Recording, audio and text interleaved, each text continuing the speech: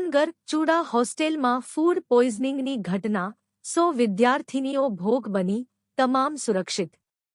સુરેન્દ્રનગર જિલ્લાના ચૂડા ગામમાંથી એક ચિંતાજનક સમાચાર સામે આવ્યા છે. અહીં કાર્યરત કે.જી.બી.વી. કસ્તુરબા ગાંધી બાલિકા વિદ્યાલય સ્કૂલની ગર્લ્સ હોસ્ટેલમાં રાત્રિના ભોજન બાદ વિદ્યાર્થિનીઓને ફૂડ પોઈઝનિંગ ખોરાકી ઝેરની અસર થઈ હોવાની ગંભીર ઘટના પ્રકાશમાં આવી છે. આ ઘટનાને પગલે સ્થાનિક વહીવટી તંત્ર અને આરોગ્ય વિભાગમાં ભારે દોડધામ મચી ગઈ હતી. મળતી માહિતી મુજબ ચૂડા ખાતે આવેલી આ કન્યા છાત્રાલયમાં કુલ 207 વિદ્યાર્થિનીઓ અભ્યાસ અર્થે નિવાસ કરે છે. ભોજન લીધા બાદ અચાનક જ 100 જેટલી વિદ્યાર્થિનીઓની તબિયત બગડવા લાગી હતી અને તેઓને ઉલટી તેમજ પેટમાં અસહ્ય દુખાવાની ફરિયાદ ઉઠી હતી.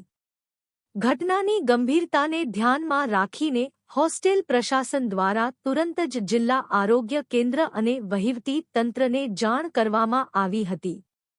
ઘટનાની જાણ થતાં જ જિલ્લાની એમ્બ્યુલન્સ સેવા અને તબીબોની ખાસ ટીમ તાબડતોબ હોસ્ટેલ પરિસર ખાતે દોડી ગઈ હતી.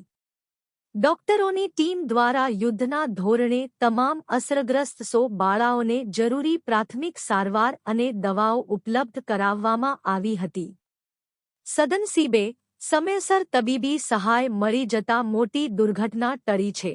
આરોગ્ય અધિકારીઓના જણાવ્યા અનુસાર હાલમાં તમામ 100 વિદ્યાર્થિનીઓ સલામત છે અને ફૂડ પોઈઝનિંગનો ભોગ બનેલી તમામ 100 બાળાઓની સ્થિતિ સંપૂર્ણપણે સામાન્ય, નોર્મલ અને ભયમુક્ત છે.